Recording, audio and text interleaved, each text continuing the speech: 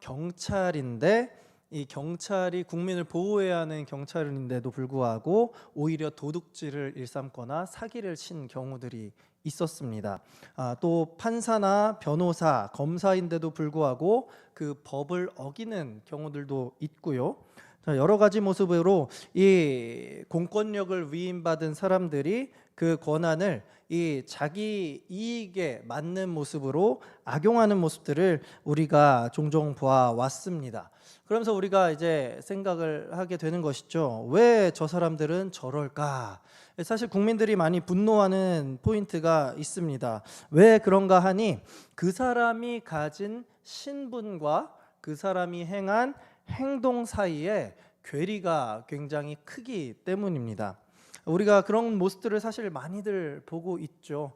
그런데 여러분, 이러한 이 공무원이나 이런 공적 신분을 가진 자가 이렇게 넘어지는 모습 외에도 우리 삶 주변에서 충분히 우리는 이런 모습들을 찾아볼 수가 있습니다. 무슨 말이냐면 우리의 신앙 안에서 내 모습 아니면 우리 교회의 이 교인들의 모습을 바라볼 때 우리가 교인이면서도 불구하고 이 그리스도인답지 못하게 사는 우리의 모습들을 우리는 충분히 발견할 수 있다라는 것이죠.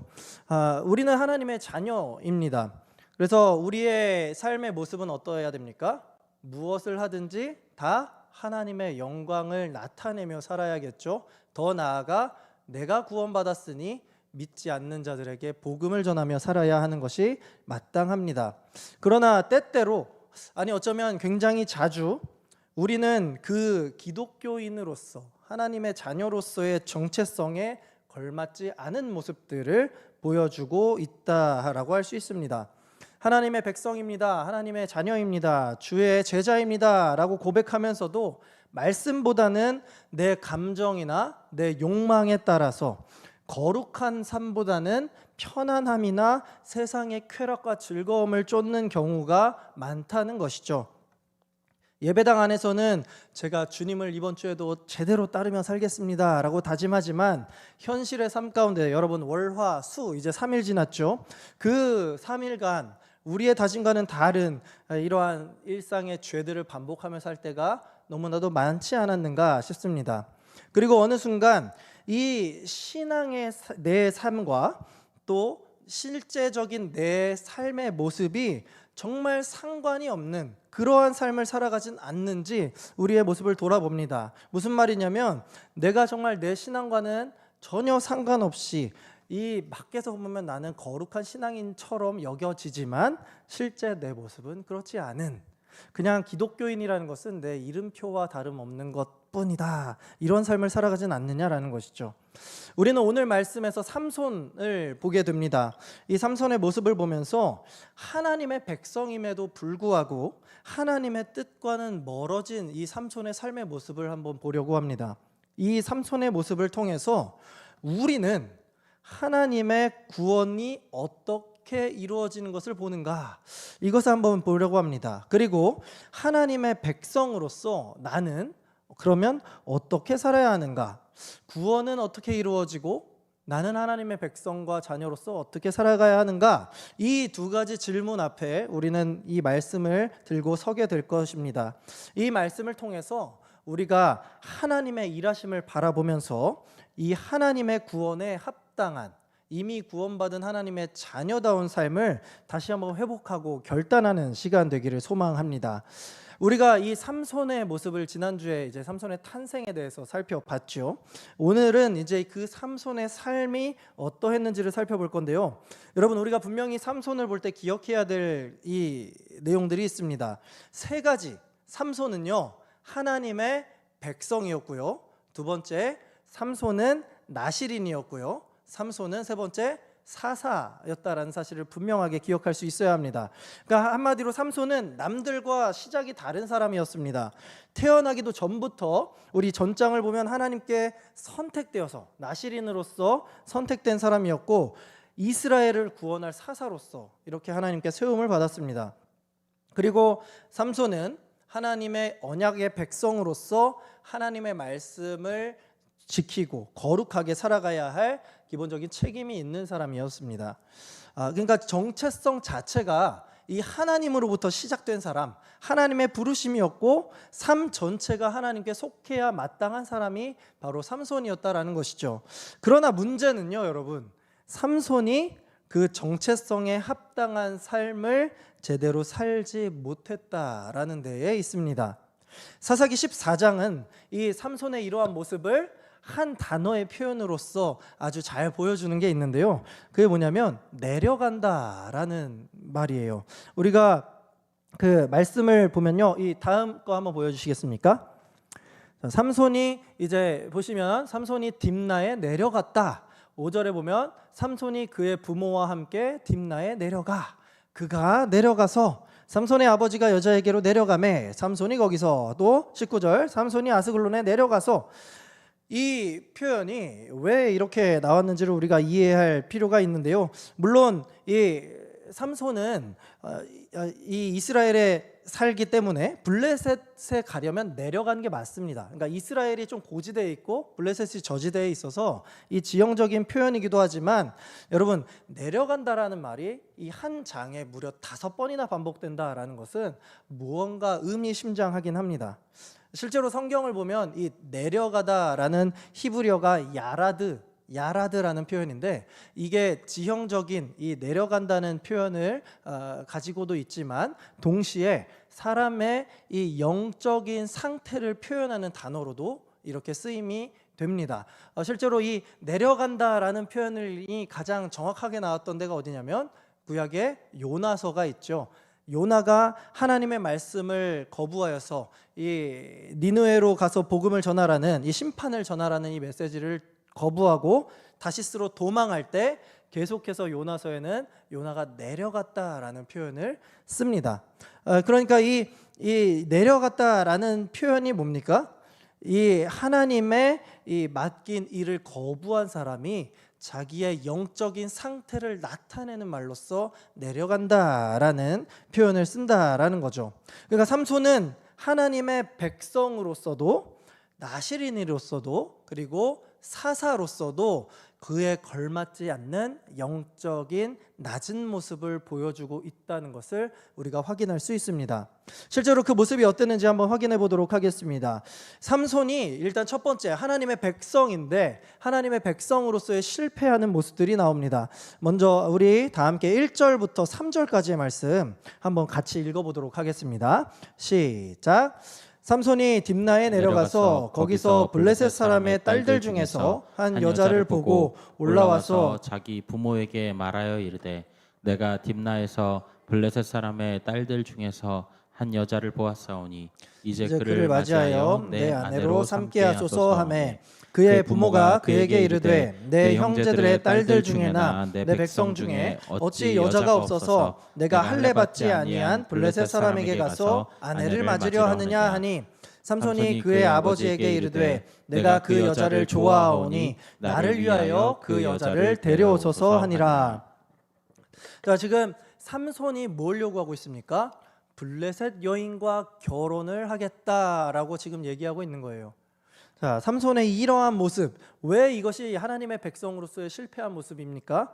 이 하나님께서는 신명기 7장에서 이방인과의 결혼을 분명하게 금하셨기 때문입니다. 왜 그렇습니까? 하나님께서 원래 그 가나안 땅에 있는 민족들을 어떻게 하라고 하셨어요? 멸하라고 하셨죠. 그리고 멸하지 못했지만 이스라엘은 하나님은 그들과 또 같이 결혼을 하지 말라고 하셨습니다. 왜냐하면 그들이 데려오는 이방 신의 문화를 받아들임으로 말미암아 그들이 하나님 여호와를 떠나서 이방 신들을 겸하여 섬기는 것을 하나님께서 막기 위함이었습니다. 그러나 삼손이 뭐라고 합니까? 삼손은 내 눈에 좋으니 그녀를 아내로 삼게 해달라라고 말합니다. 그러니까 하나님의 말씀보다 지금 삼손이 먼저 앞세우고 있는 것이 뭐예요? 내가 좋으니까, 내가 좋다니까요. 1절에 보시면요, 여러분 이런 말이 나와요. 블레셋 사람의 딸들 중에서 한 여자를 보고. 자, 지금 이 삼손이 하나님의 말씀보다 자기 눈앞에 있는 그 아름다운 여인에 이렇게 빠져서 하나님의 말씀을 등한시하고 있습니다. 오히려 하나님의 말씀을 어기려고 하고 있습니다. 하나님의 말씀보다 자기의 욕망을 우선하는 모습을 보이고 있는 겁니다. 자, 결국에 어떻게 됩니까? 삼손의 이 블레셋 여인을 밝히는 이 탐욕이 결국 이 블레셋 여인으로 말미암아 삼손의 멸망으로 이어지는 그러한 결과를 낳게 되었죠. 이렇게 삼손은 하나님의 백성으로서 이스라엘 백성으로 태어났지만 하나님의 말씀에 온전히 지키지 못하는 이러한 모습을 보이고 맙니다. 자, 그러면 두 번째, 삼손은 또 뭐라고 했습니까? 나실인으로 구별되었다라고 하죠. 나실인이었습니다. 나실인은 방금 말씀드린 대로 구별된 자라는 뜻을 가지고 있습니다. 이게 또 거룩한 삶이라고 이해하시면 되겠죠. 하나님은 삼손을 나실인으로 삼으면서 그래서 이제 구별된 삶의 세 가지 규례를 주셨어요. 그게 뭐냐면은 첫 번째로 그 죽은 사람이나 죽은 동물의 시체에 접근하고 터치하는 것을 금하셨습니다. 두 번째로는 포도주와 독주를 금하셨고요. 세 번째는 머리에 삭도를 대는 것, 그러니까 머리를 깎지 말라라고 하신 거죠. 이 세 가지 행위를 통해서 너는 나실인이다라는 것을 드러냈고, 하나님의 말씀에 따라 삼손은 나실인의 이 규례를 지키면서 살아야 했습니다. 그런데 어떻게 했어요? 자, 오늘 본문의 14장 8절과 9절을 보시겠습니다. 얼마 후에 삼손이 그 여자를 맞이하려고 다시 가다가 돌이켜 그 사자의 주검을 본즉 사자의 몸에 벌떼와 꿀이 있는지라. 삼손이 이 사자를 죽이는 일이 있었습니다. 그러고 나서 나중에 다시 한번 이 사자의 사체 가운데 왔는데 그 사자의 몸에 이 벌떼와 꿀집이 있던 겁니다. 자, 그러면 어떻게 했습니까? 손으로 그 꿀을 떠서 걸어가며 먹고 그의 부모에게 이르러 그들에게 그것을 들여서 먹게 하였으나 그 꿀을 사자의 몸에서 떠왔다고는 알리지 아니하였다. 자, 여러분 생각을 해보세요. 이 사자의 몸에 꿀이 있습니다. 그것을 취하려면 어떻게 해야 돼요? 사자를 반드시 터치를 해야 되는 것이죠. 그러니까 지금 이 나실인으로서 동물의 사체가 부정한 것이 되었기 때문에 건드려서는 안 되는데도 이 동물의 사체를 만짐으로 나실인의 규정을 어기고 있는 모습을 우리는 오늘 본문에서 확인할 수 있는 것이죠. 여러분, 여기서 또 우리가 놓치면 안 될 것이 뭐냐면요, 지금 삼손은 자기만 그 부정한 것을 먹은 것이 아니라 누구에게까지 줍니까? 자기 부모에게까지 이 부정한 꿀을 먹게 했습니다. 나실인으로서 구별되었고 또 하나님의 백성을 구원할 자로서 부름받았다면 이스라엘 백성들을 바른 길로 이끌어야 하는데 지금 삼손은 자기 부모에게도 이 부정한 것을 먹게끔 하는 이러한 아주 큰 실책을 하고 있다라는 것이죠. 여러분, 오늘 본문의 10절을 또 이어서 볼까요? 삼손의 아버지가 여자에게로 내려가매 삼손이 거기서 잔치를 베풀었으니 청년들은 이렇게 행하는 풍속이 있었다. 여러분, 여기서 잔치를 벌였다라고 합니다. 여기 잔치가 미쉬테라는 단어인데요, 보통은 이 이스라엘 이 고대 지방의 여기서의 잔치는 반드시 술, 포도주가 포함이 됩니다. 그래서 보통은 술자리를 의미한다라고 할 수가 있습니다. 그런데 나실인의 금지 규정 두 번째가 뭐였죠? 포도주나 독주를 금하는 것이었죠. 그런데 여기서 이렇게 잔치를 보여줬다라는 말은 삼손이 이 잔치를 통해 포도주를 금하는 나실인의 서약을 어겼을 가능성이 농후하다라는 것을 간접적으로 보여줍니다. 더 나아가 여러분 다시 한번 말씀을 보세요. 이게 누구의 풍속입니까? 이스라엘의 풍속이 아니라 블레셋의 풍속입니다. 삼손은 나실인으로서, 아니 더 나아가 기본적으로 이스라엘 백성으로서 블레셋의 문화를 받아들여서는 결코 안 되는 사람입니다. 그런데 그 블레셋 문화에 동화되어서 지금 자기의 즐거움을 함께 나누고 있다라는 것이죠. 자, 이러한 모습을 통해서 나실인으로서의 구별된 거룩한 삶에서는 많이 아쉬운 삼손의 모습을 우리가 보게 됩니다. 마지막, 삼손은 누구였죠? 사사였습니다. 자, 사사로서의 아쉬운 모습 역시 보여집니다. 앞서 삼손은 이 블레셋 여인에게 가던 길에 아까 제가 사자를 죽였다 했죠. 사자를 손으로 찢어 죽였습니다. 자, 그런데 어떻게 하는지 한번 보십시오. 14장 6절입니다. 여호와의 영이 삼손에게 강하게 임하니 그가 손에 아무것도 없이 그 사자를 염소 새끼를 찢는 것 같이 찢었으나 그는 자기가 행한 일을 부모에게 알리지 아니하였더라. 자, 사사 삼손입니다.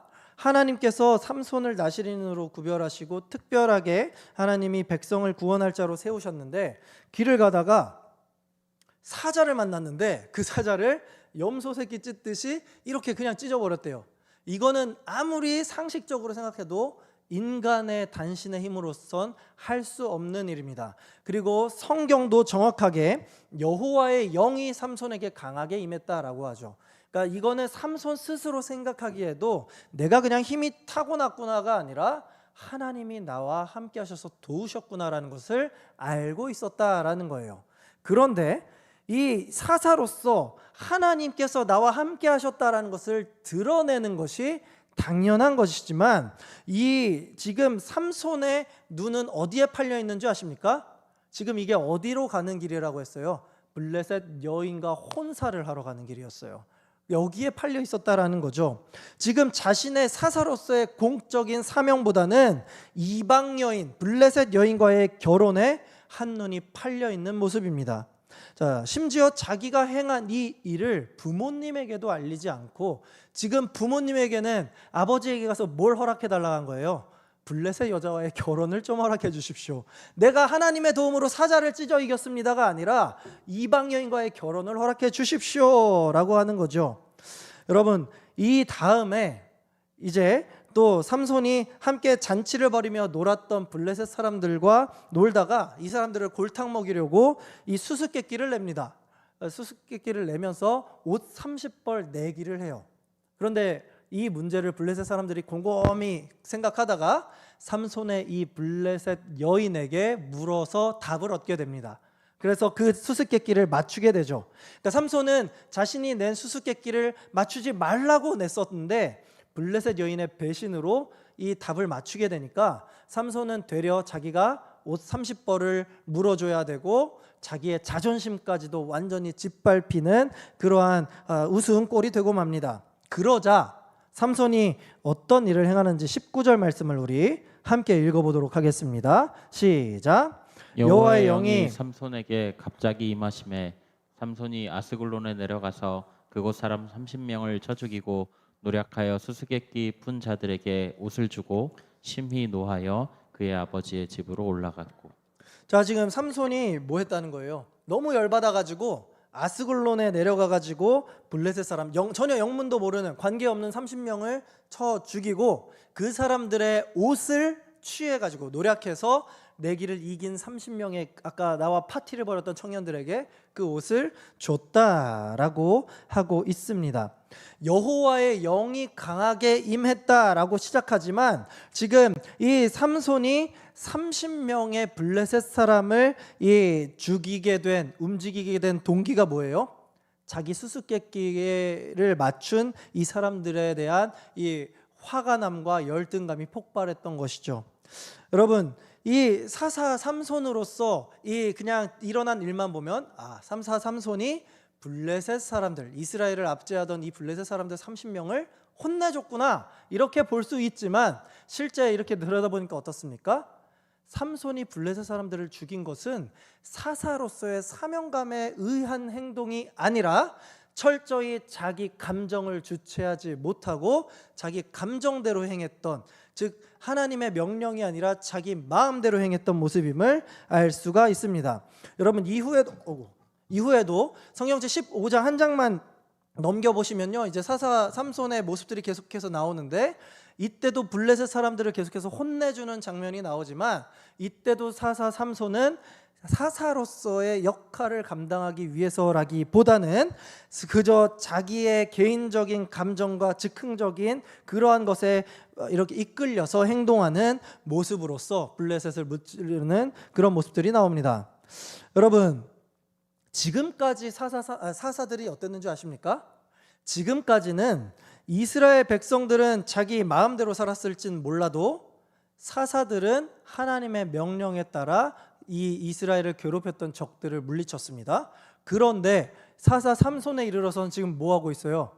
사사라는 사람이 오히려 자기 감정에 따라 행동하고 있는 모습을 보고 있죠. 어떤 모습과 같습니까? 왕이 없으므로 자기 소견에 옳은 대로 행하는 모습을 삼손에게서 발견할 수 있습니다. 여러분, 나실인이면서 사사인 삼손의 목표가 무엇이어야 합니까? 하나님께서 나를 부르셨구나. 하나님의 능력으로 내가 이제 블레셋과 싸워 이스라엘을 구원하겠습니다. 이렇게 되는 것이 마땅하죠. 그러나 삼손은 개인적인 불만에 대해서 복수하는 일에만 매달렸고, 블레셋이라는 적과 싸우는 데 앞장서기보다는 블레셋 여자의 뒷공무니만 쫓아다니는 우스꽝스러운 모습을 보입니다. 삼손은 나기 전부터 하나님의 사람이었지만 그 삶은 전혀 달랐습니다. 이전까지는 방금 말씀드린 대로 백성들이 자기 소견에 옳은 대로 행했지만 사사만큼은 정신을 차려서 하나님의 일을 수행했다면, 오히려 자기가 먼저 자기 소견에 옳은 대로 행하면서 삼손은 정말 이스라엘 백성들에게 악한 모습의 본을 보여주는 우스꽝스러운 모습이 되었다는 거예요. 여러분, 우리는 바로 이 사사 삼손의 모습에서 우리의 모습을 발견할 수 있습니다. 모태신앙이거나 신앙의 연수가 오래되신 분들이 여기 대부분이시죠. 세례를 받았으며 직분을 받으셨거나 여러 부서를 또 봉사자로서 섬기신 이력들이 어마어마하실 겁니다. 자, 누가 봐도 밖에 있는 내 지인들은 나를 신실한 기독교인으로 봅니다. 그러나 여러분, 신앙생활하는 우리의 겉모습 말고요, 그 일을 섬기고 혹은 섬겼던 우리의 마음은 어떠했습니까? 정말로 우리가 하나님께 구원받은 은혜에 감격하여서 주님, 내가 작은 일에서부터 최선을 다해 묵묵히 기쁘게 기꺼이 섬기겠습니다, 내가 사람을 그렇게 좀 섬겨보겠습니다 했습니까? 아니면 내가 신앙의 연수가 오래되었는데 이거라도 안 하면 좀, 죄송 표현으로 쪽팔린데 내가 이거라도 할까? 내가 제일 또 만만한 게 뭐가 있을까? 가장 쉬운 봉사가 뭘까? 이런 마음으로 봉사를 섬기고 또 그러면서도 또 여러 가지 직책을 맡으면서 불평과 불만을 입에 달고 살지는 않았습니까? 물론 여러분, 우리가 그렇게 섬김으로 인해서 교회는 도움을 많이 받았을 것이고 교회가 교회 일이 돌아가게 됐겠죠. 그런데 혹 우리가 삼손의 모습을 보자니까요. 삼손도 자기 멋대로 행했지만 하나님의 일은 흘러가고 있는 겁니다. 자, 이 모습과 겹쳐 보이지 않습니까?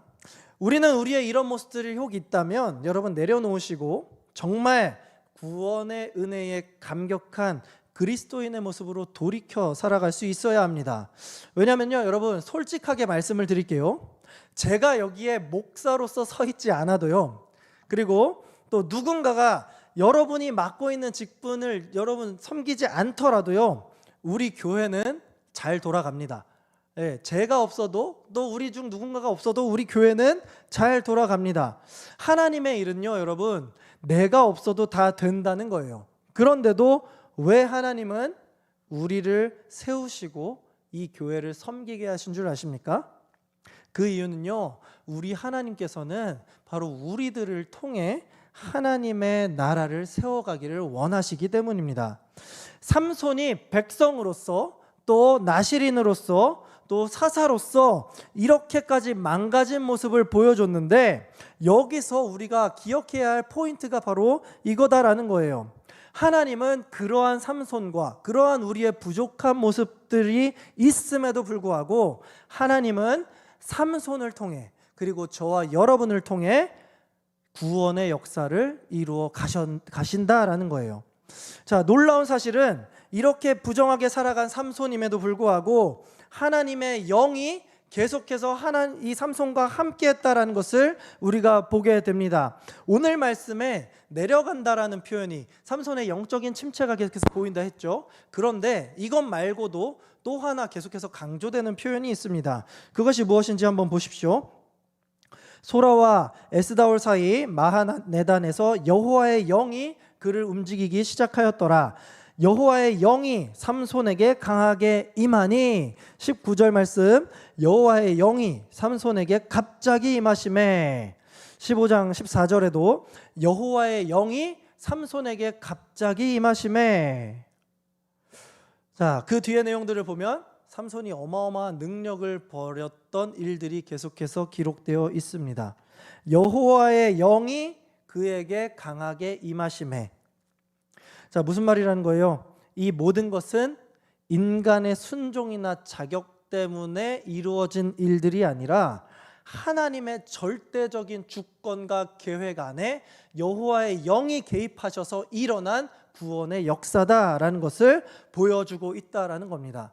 삼손이 자기 마음대로 행했고, 삼손이 아무렇게나 행하고 오히려 하나님의 말씀과 반대되는 이방인을 사랑하는 그러한 삶을 살았음에도 불구하고 하나님은 그러한 인간의 부족함 따위에는 당신의 구원의 계획이 어떠한 흔들림도 없다라는 겁니다.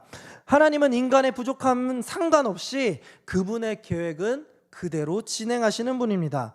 여러분, 우리가 여기서 분명하게 이것을 인정할 수 있어야 됩니다. 우리의 구원은 내 힘으로 이루어지는 것이 요만큼이라도 있는 겁니까?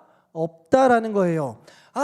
내 구원의 경영자는 100% 하나님이시구나. 내 구원의 지분을 따지면 100% 다 우리 하나님께서 혼자 시작하셔서 혼자 완성하시는 하나님의 완벽한 뜻과 계획이구나. 이것을 우리가 인정할 수 있어야 한다라는 겁니다.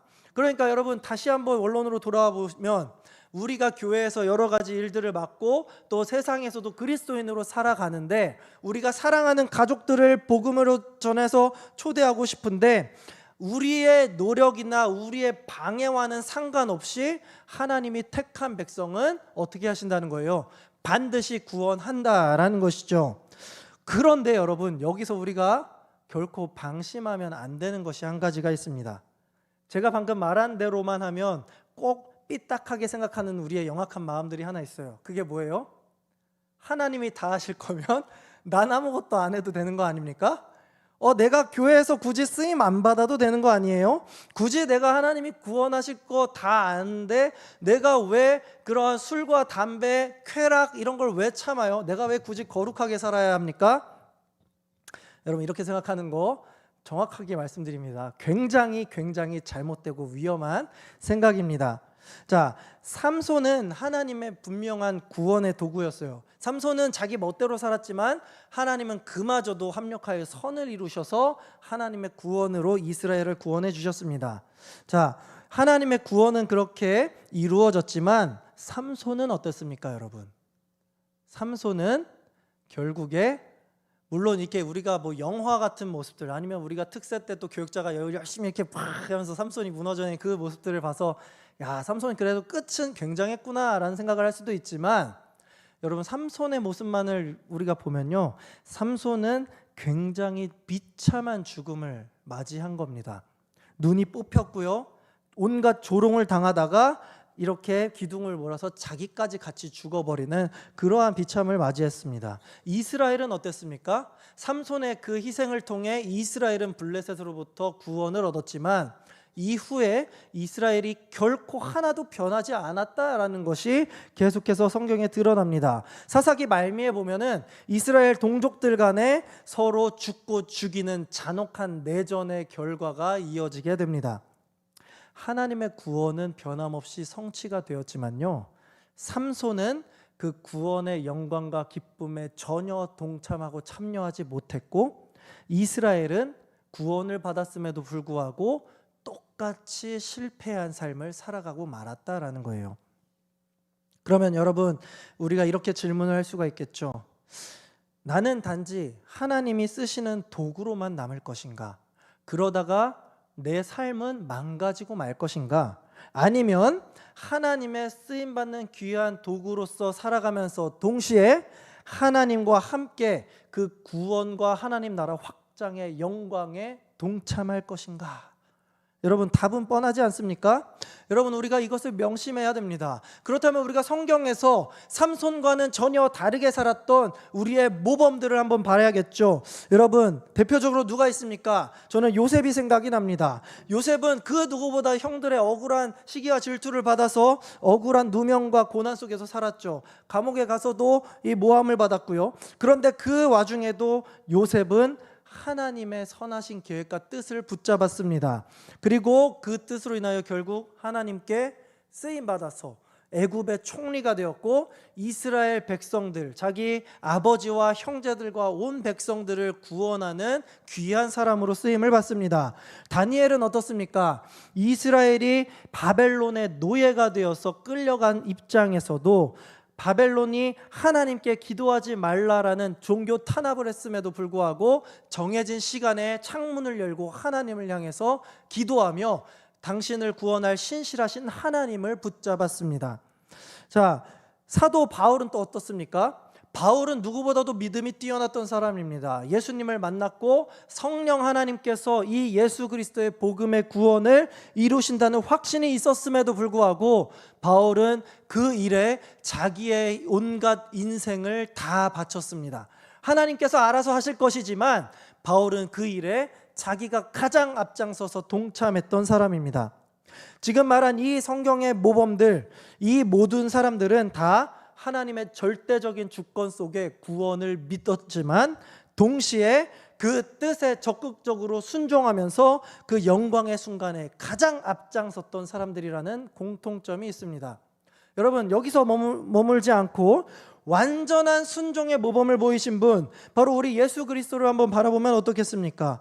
예수님은 완전한 순종, 완전한 자기 부인의 삶, 하나님의 뜻을 따르는 이런 헌신을 보이면서 우리가 오늘 본 삼손과는 극명한 대조를 이루십니다. 여러분, 요한복음 6장 38절 말씀입니다. 내가 하늘에서 내려온 것은 내 뜻을 행하려 함이 아니요 나를 보내신 이의 뜻을 행하려 함이니라.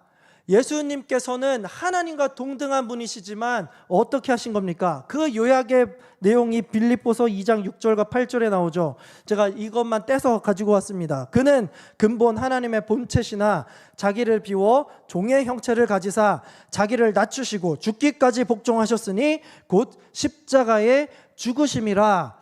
예수님께서는 자기가 죽는다는 것을 뻔히 아셨습니다. 그럼에도 불구하고 왜 이것을 순종했습니까? 하나님의 구원의 역사가 반드시 이 십자가를 통해 성취된다는 것을 믿으셨고 또한 그것을 행하실 분이 본인이심을 분명히 알고 계셨기 때문입니다. 예수님은 자기를 철저히 비우시고 하나님의 뜻에 그냥 순종이 아니죠, 100% 무흠하게 완전히 순종하셨습니다. 그래서 예수님은 우리는 구원의 도구로서 쓰임받길 원하지만 예수님은 구원의 도구가 아니라 구원 그 자체가 되신 것이죠. 여러분, 우리 하나님께서는요, 오늘 우리에게도 이와 같이 요셉을 통해서 또 이 바울을 통해서 하신 것처럼 오늘 우리를 통해서 당신의 구원을 이루어 나가기를 원하십니다. 하나님은 이 우리의 삶을 사용하시기를 원하신다는 거죠. 그러면 문제는 우리에게 있는 것이죠. 내가 그 구원의 도구로만 쓰임을 받고 끝나고 버려질 것인가, 아니면 그 구원의 영광에 함께 동참할 것인가 말입니다. 삼손처럼요, 여러분, 발버둥 치고 딴 일하고 불순종해도 하나님의 일은 이루어질 수 있습니다. 그러나 그 길의 끝은 하나님 앞에 통곡하며 회개하는 일이 될 수 있습니다. 여러분, 우리는 오늘 질문을 해야 합니다. 나는 지금 남은 내 생의 삶을 어떻게 쓰임받을 것인가? 나는 내 인생을 하나님 앞에 어떻게 살아갈 것인가? 라는 것이죠. 이거에 대해서 우리 디모데후서 2장 21절이 우리에게 이렇게 분명하게 이야기합니다. 우리 함께 이 말씀 읽어보도록 하겠습니다. 시작. 그러므로 누구든지 이런 것에서 자기를 깨끗하게 하면 귀 쓰는 그릇이 되어 거룩하고 주인의 쓰심에 합당하며 모든 선한 일에 준비함이 되리라. 아멘. 저는 간절히 바라기를 제가 목사로서 또 한 명의 성도로서 하나님의 귀한 그릇이 되어서 많은 사람을 이 그릇에 담아 하나님께 바쳐드리는 사람이 되길 소망합니다. 저뿐만 아니라 여기 계신 우리 영신의 모든 가족들이 하나님께서 쓰시는 귀한 보배의 그릇이 되어서 많은 사람을 주님께로 돌아오게 하는 그러한 합당한 선한 일에 쓰임받는 우리가 되기를 간절히 소망합니다. 여러분, 우리는 삼손이 되지 말고 하나님께 쓰임받는 이 시대의 요셉, 이 시대의 사도 바울, 이 시대의 예수님의 제자가 되어야 할 줄로 믿습니다. 사랑하는 우리 영신의 성도 여러분, 말씀을 맺겠습니다. 삼손은 부르심을 받았지만 그 부르심에 합당한 삶을 살지 못했습니다. 그는 구원의 도구는 되었지만 구원의 기쁨에는 제대로 참여하지 못한 인생이 되었습니다. 오늘날 많은 사람들이 교회를 향해 묻습니다. 도대체 기독교인은 무엇이 다른가? 이 질문에 대한 대답은 어디서 나오는지 아십니까? 우리의 삶에서 나옵니다. 지난 주일 우리가 모신 전영원 목사님을 통해서 러브 패밀리 주일에 말씀을 들었죠. 그분이 마지막에 이렇게 말씀하셨습니다. 영신교회는 건물입니까? 아닙니까? 아닙니다. 영신교회는 우리의 삶 그 자체입니다. 우리가 바로 이 교회라는 것이죠. 건물이 교회가 아니라 우리의 삶이 교회가 되어 예수님을 드러낼 수 있어야 합니다. 내가 교회라면, 우리가 진정 구원받은 하나님의 백성이라고 한다면 그 은혜에 감격하여서 그 은혜에 합당한 삶으로 순종하며 거룩함으로 우리의 삶을 드려야 마땅하지 않겠습니까? 오늘 우리는 어떤 삶을 선택하시겠습니까? 쓰임받되 버려지는 인생, 아니면 쓰임받으며 하나님의 그 영광에 동참하는 인생. 여러분, 하나님의 구원은 절대 주권 안에서 하나님에 의해 무조건 성취됩니다. 그러나 하나님은 그 구원을 순종하는 저와 여러분들을 통해 이루기를 원하십니다. 이 사실을 꼭 기억하시고 진리의 성벽을 무너뜨리려는 오늘날의 이 악한 사사시대 속에서도 택한 백성을 반드시 구원하시는 하나님의 놀라운 사역에 바로 저와 여러분이 귀하게 쓰임받는 한 사람, 그 영광에 참여하는 한 사람이 되어 우리 주님의 영광을 이 세상 땅끝까지 드러내며 나아가는 저와 여러분들 되시기를 우리 예수 그리스도의 이름으로 간절히 축원합니다. 아멘. 우리 이 시간에 오늘 말씀을 생각하면서 함께 찬양하도록 할 텐데요, 우리가 이 시대를 살아가는 자로서 우리가 정말 신실하고 진실하고 거룩히 구별된 자로 살아가겠노라라고 다짐하는 마음으로 이 시간 함께 찬양하면 좋겠습니다. 신실하게 진실하게 함께 찬양하겠습니다. 신실하게 진실하게 거룩하게 살게 하소서. 진실하게 진실하게 거룩하게 살게. 다시 한번 찬양하겠습니다. 신실하게 진실하게 신실하게 진실하게 거룩하게 살게 하소서. 진실하게 진실하게 거룩하게 살게 하소서. 하나님, 하나님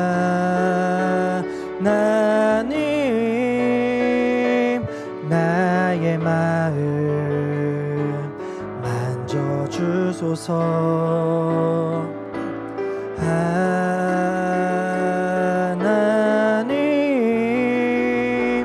나의 영혼 새롭게 다시 한번 찬양하겠습니다. 신실하게 진실하게 신실하게 진실하게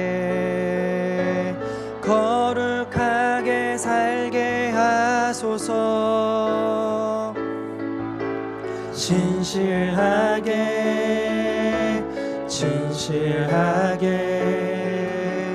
거룩하게 살게 하소서. 하나님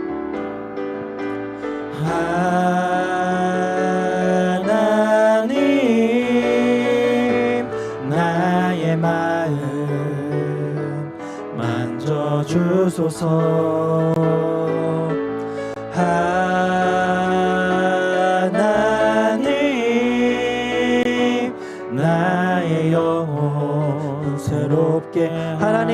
기도 들어주소서. 하나님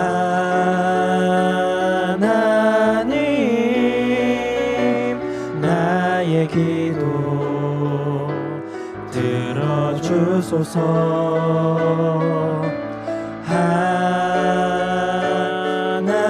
하나님